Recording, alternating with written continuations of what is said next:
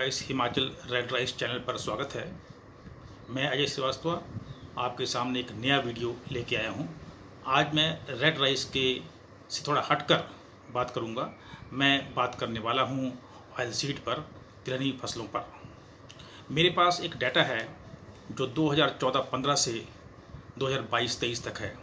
इसमें rapeseed mustard के बारे में, प्रोडक्शन के बारे में बताया गया है कि 2014-15 में जो प्रोडक्शन थी 6,282,000 टन थी, जो कि 22-23 में बढ़कर 12,880,000 टन हो गई।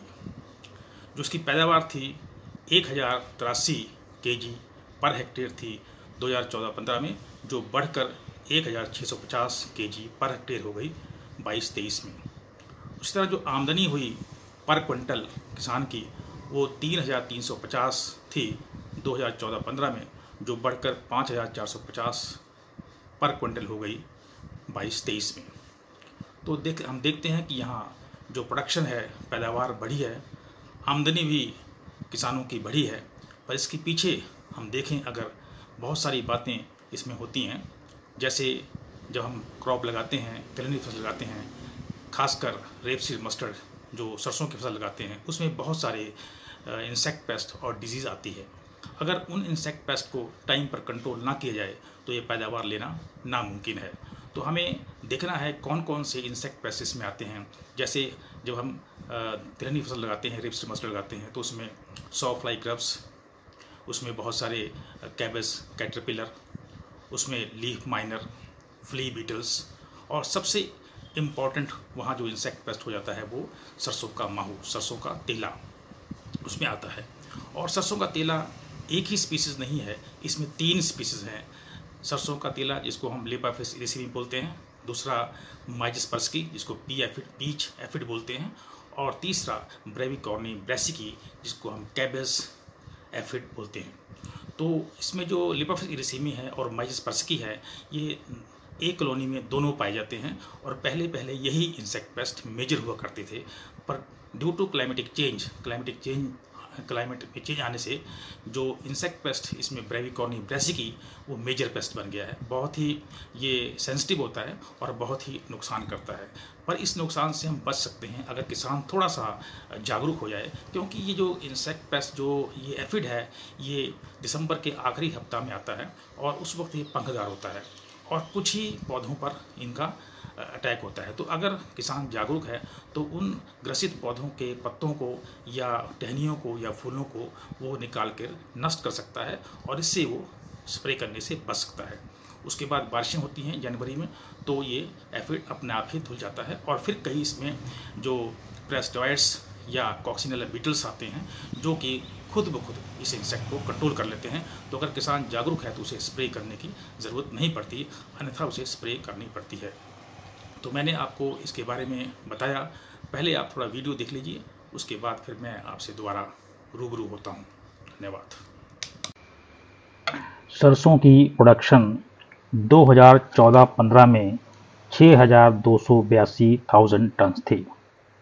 उसकी ईल्ड थी 1,083 केजी पर हेक्टेयर और आमदनी थी 3,350 पर क्विंटल, जो बढ़कर 2022-23 में जो उनकी प्रोडक्शन थी वो 12,880,000 टन हो गई और जो पैदावार थी 1,650 केजी पर हेक्टेयर हो गई और उसकी जो आमदनी थी पर क्विंटल 5,450 हो गई।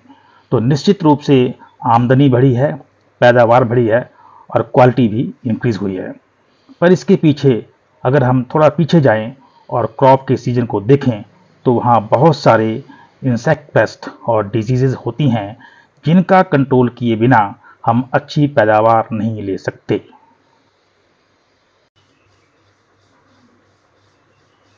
मस्टर्ड एफिड, सरसों का तेला, सरसों का माहू एक विनाशकारी कीट है जिसमें माइजस पर्सिकी और लेपाफिस इरिसिमी दोनों हुआ करते हैं और दोनों एक मेजर इंसेक्ट पेस्ट हुआ करते थे।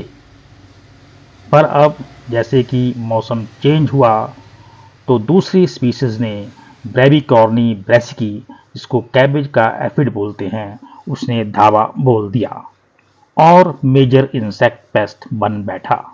बहुत सारी नुकसान का दावा करता है, बहुत सारी नुकसान करता है, और अगर इसे समय पर कंट्रोल ना करें तो फसल में कम से कम 85% तक नुकसान का दावा किया गया है।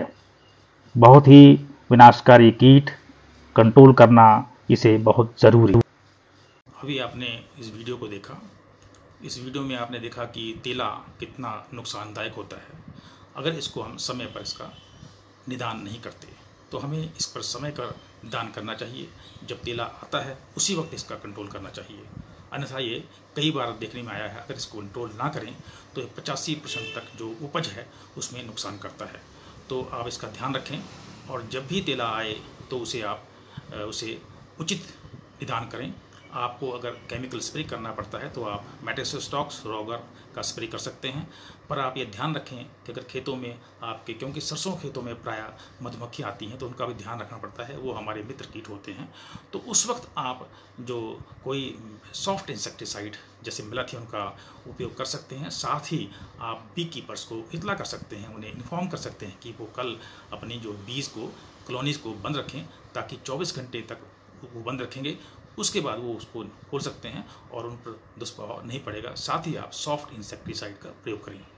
मुझे उम्मीद है आपको यह वीडियो पसंद आया होगा, तो आप इसे लाइक करें, शेयर करें और कमेंट सेक्शन जाकर कमेंट डालें। और अगर चैनल पर नए हैं तो चैनल को सब्सक्राइब करना ना भूलें। जय हिंद, जय भारत।